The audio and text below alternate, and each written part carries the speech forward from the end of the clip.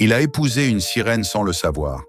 Si tu aimes mes histoires, abonne-toi et dis-moi dans quel pays tu te trouves. La sirène de Grand Bassam. Partie 3. Le fils de l'ombre. Le fils de Kofi Annan naquit dans le silence. Une nuit où les vagues de Grand Bassam s'étaient retirées comme pour laisser la terre me respirer. Il n'y eut pas de cris, pas de pleurs. L'enfant glissa hors du ventre de sa mère comme une goutte d'eau tombe d'un coquillage. Et dès qu'il ouvrit les yeux, la mère se mit à gronder, lointaine, comme si elle savait qu'un héritier venait de naître.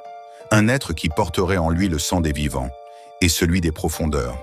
Sa mère, Aminata, ne l'éleva pas. Dès ses 2 mois, elle l'abandonna à une vieille femme aveugle nommée Makadi, une recluse qui vivait à l'orée du village. C'est elle qui nourrit l'enfant, lui donna un nom, Adama. Elle ne posa jamais de questions. Elle savait. Son nez avait flairé, dès la première nuit, l'odeur de la lagune maudite sur ce nourrisson. Adama grandit dans l'ombre.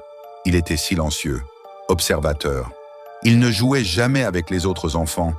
Il parlait peu. Il posait toujours les mêmes questions, encore et encore. Comment mon père est mort? Qui était ma mère? Pourquoi les villageois me regardent avec peur? Makadi lui répondait toujours de la même façon, d'une voix basse et tremblante.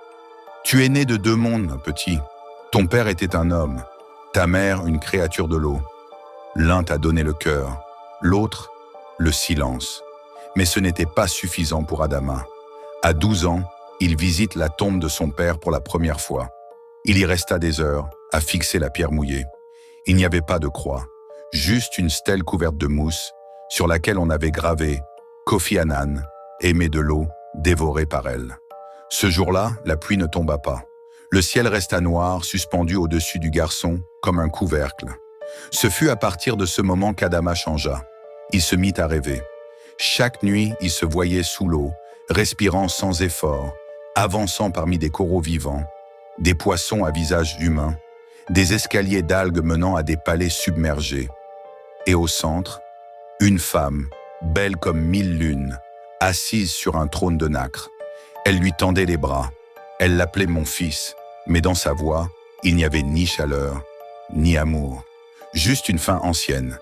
Il se réveillait en sueur, le souffle coupé et parfois avec du sable collé à sa peau. À 15 ans, il disparut pendant 3 jours. Les villageois le cherchaient en vain jusqu'à ce qu'il réapparaisse, au milieu de la lagune. Number est debout, les bras ouverts, indemne. Il ne dit jamais où il était allé. Mais cette nuit-là, Makadi le trouva en train de murmurer en dormant, dans la même langue inconnue que parlait Aminata. Adama devenait un homme, et il n'oubliait pas. Il portait en lui la mort lente de son père comme un poids sacré. Il se regardait dans le miroir et voyait ses yeux, les mêmes que ceux d'Aminata, et cela le rendait fou. Il se disait, « Si je suis moitié d'elle, je suis aussi son arme. » Il décida de la retrouver, de séduire la sirène, de l'épouser à son tour, mais pas par amour, par vengeance.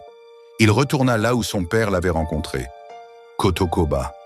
Il y campa, il y jeûna, il récita des prières anciennes que Makadi lui avait interdit de prononcer. Il brûla des offrandes. Il se coupa le bras et versa son sang dans la lagune. Et la nuit du 7e jour, elle revint. Aminata, identique, pas une ride, pas une trace de vieillesse, vêtue d'un pagne blanc qui flottait comme un nuage au-dessus de l'eau. Elle ne marcha pas vers lui. Elle glissa comme un mirage. Quand elle le vit, elle cligna doucement des yeux. « Tu es le fils de Kofi, dit-elle. « Et ton époux désormais, répondit-il. Elle sourit, et sans mots, elle accepta. Ils se marièrent, seuls, sans témoin, dans l'eau noire. Et ce soir-là, la lagune redevint calme, comme si la mer elle-même retenait son souffle. Mais ce qu'Aminata ne savait pas, c'est qu'Adama avait changé l'histoire. Il ne dormait pas la nuit. Il la regardait, il l'étudiait, et il découvrit tout, les moments où elle quittait le lit, les signes qu'elle dessinait au mur, les chants qu'elle murmurait dans le noir. Il la suivit. Une nuit, il plongea dans les eaux, sans respirer. Et ce qu'il vit le marqua à jamais.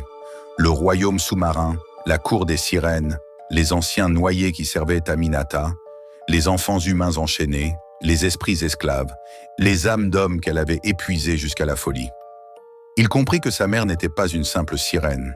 Elle était une reine du sacrifice, une prédatrice divine, nourrie par l'amour des hommes qu'elle saignait peu à peu. Mais cette fois, c'était différent. Cette fois, elle avait épousé le feu de son propre feu, son propre fils. Et Adama n'allait pas la servir, il allait la détruire. Si tu aimes les récits sombres et vrais, abonne-toi.